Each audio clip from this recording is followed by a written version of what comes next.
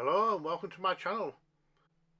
This week I'll be working on this vintage power loader kit from Aliens. This is a 1 in 12 scale kit from Japan. The original owner already started building this kit up but didn't get very far. So I'm going to pick up where he left off and get it finished. So let's get the box opened up and see what the crack is.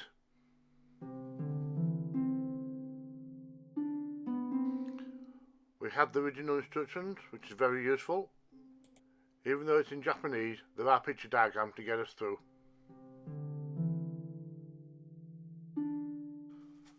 At the back we also have a guide of where the stickers go. And here we have the half assembled kit. Some of these parts have been glued together and some have just been push fit. The head sculpt on this Ellen Ripley isn't great, but hopefully I can rescue that with a good paint job. The main parts for the arms, legs and body have been assembled, and you can see where the previous owner has filled in some of the gaps.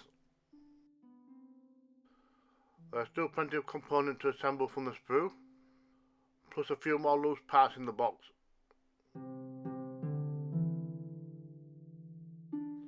And we also have the hydraulic cables and the stickers, along with metal parts.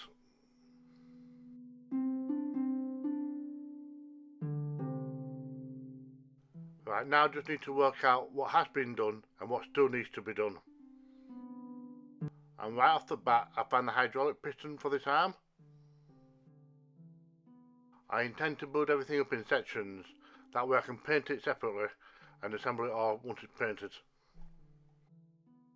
Because painting it after it's been assembled is going to be a real pain.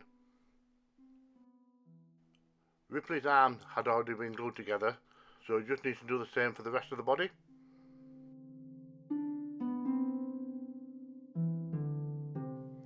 I have to be careful when gluing her together because I still want her arms to move, because you may have noticed they are on swivel joints, as she still needs to slip into the power loader and use the controls. Using peg to hold the model in place while it sets is always a good practice. Then I just need to file down any misaligned seams. Thankfully most of her body will be obscured by the power loader. And then I move on to the arms. Most of the pieces have already been dry assembled, so all I need to do is add the glue.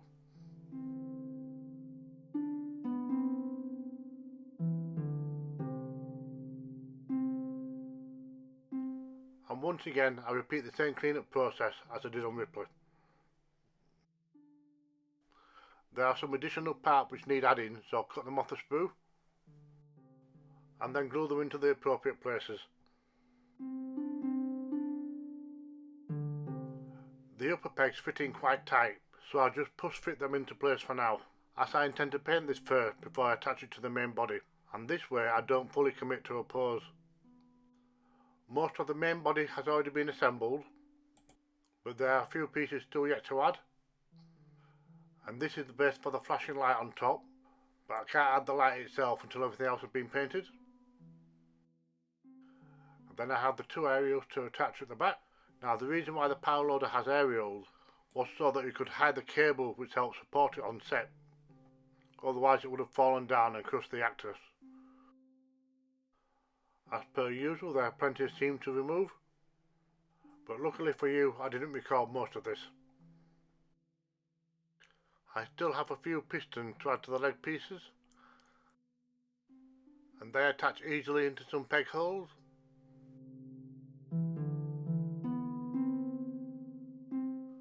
And the same applies for the large one in the back.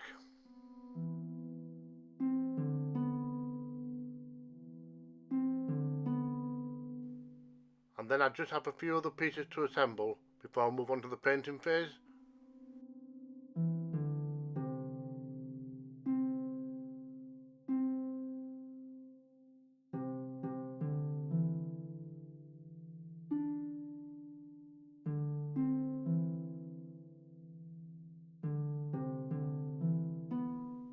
Now for this piece I have to be careful not to glue the whole joint together, as it will still need to be movable until it's fully assembled. And then lastly there are two small rods to apply to each gripping hand. I'm now ready to prime everything. Everything primed, just need to give it all a light sanding now. Everything that's going to be yellow will be getting spray painted. Meanwhile, I'm going to paint the other little bit. The backrest is simply painted black, and then I dry brushed on a cream colour to make it look like the padding's been worn.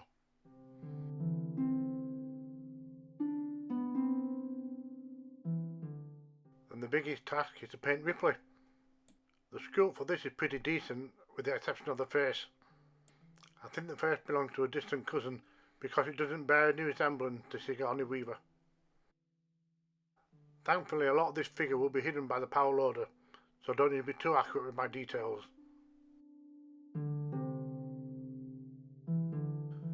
I'll crack on with the painting, and now it's nearly finished.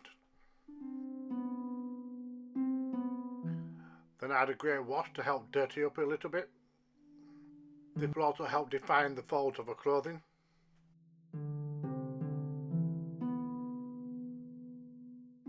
And I also use some brown and black weathering powder to dirty her up some more, concentrating my efforts on her knees and her feet and her t-shirt.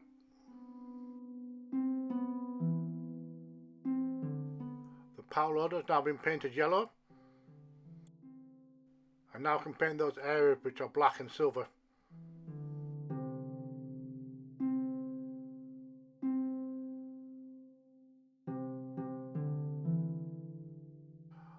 And then I went on to apply the decals. This kit is quite old, which means the decals are quite old as well, and old decals get very, very brittle.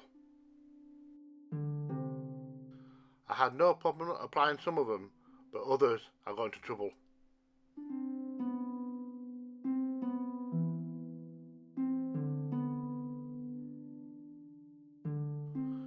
As you can see here, these fell apart as I tried to slide it off the paper. Thankfully, I can cover this up with a lot of paint chips. So I gingerly worked my way through and applied as many decals as I could. Some of these split into two, so I had to carefully push them together and hide the crack. And now it's time to add some silver for the paint chips. And this is a major step in making this model kit look authentic.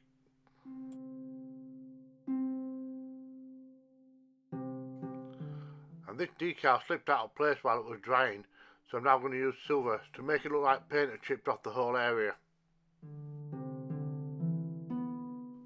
I used a brown wash on all the pistons because this represents oil. And now I'm using some black panel liner.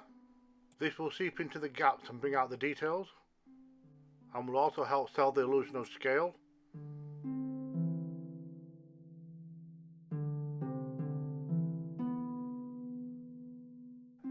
And now it's time for the final assembly. So it's recommended to push fit first. So with a little bit of wiggling, I get on the arms and legs.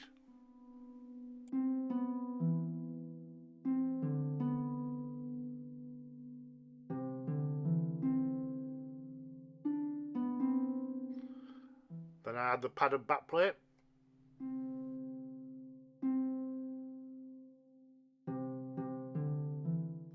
The head guard is made out of metal and I've already spray painted it yellow. This just needs slotting into place and bending at the appropriate area.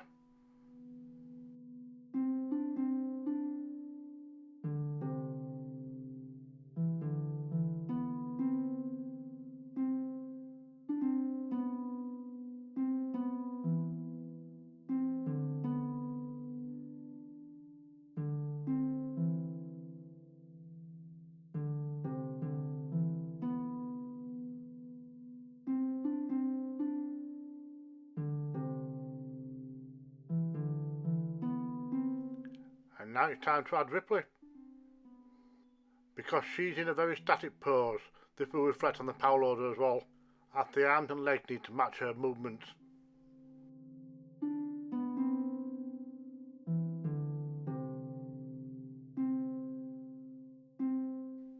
And then I position and then glue on the protective cage.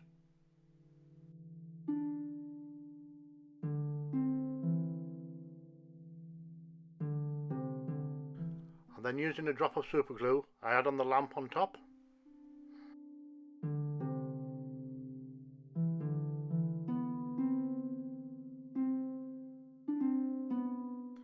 Next I added the pistons on the back, but I had to remove them so I could attach the hoses. And the welding arm goes on next.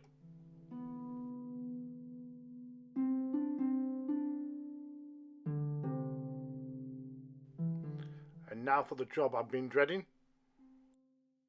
All the hoses need attaching to the back and then to their relative counterpoint throughout the machine. They don't like to be glued in place and they like popping off freely. So it's safe to say I was quite pleased once I got this done. And that's it. Ripley is now ready to move some cargo, or kick ass, and she's all out of cargo.